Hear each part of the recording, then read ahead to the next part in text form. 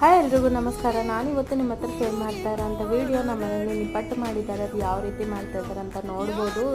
ಇದು ಹಿಟ್ಟಿರುತ್ತಲ್ಲ, ಇದ್ರಲ್ಲಿ ಅಕ್ಕಿ ಹಿಟ್ಟು ಮತ್ತು ಉರಿಗಡಲೆ ಹುರಿದ್ಬಿಟ್ಟು ಹಾಕಿರೋದು, ಮತ್ತು ಕಡಲೆಕಾಯಿ ಬೀಜನೂ ಹುರಿದ್ಬಿಟ್ಟು ಸ್ವಲ್ಪ ಸ್ಮ್ಯಾಶ್ ಮಾಡಿ ಹಾಕಿರೋದು, ಮತ್ತು ಕರಿಬೇವು ಒಂಚೂರು ಜಾಸ್ತಿ ಹಾಕಿದ್ರೆ ಚೆನ್ನಾಗಿರುತ್ತೆ. ಅಜ್ವಾನೂ ಹಾಕಿದ್ದಾರೆ, ಬಿಸಿ ಬಿಸಿ ಎಣ್ಣೆ ಇರುತ್ತಲ್ಲ ಅದು ಕಾಯಿಸ್ಬಿಟ್ಟು ಹಾಕಿದ್ದಾರೆ, ಮತ್ತು ಖಾರ, ಉಪ್ಪು, ಕರಿಬೇವು ಒಂಚೂರು ಜಾಸ್ತಿ ಹಾಕಿದ್ದಾರೆ.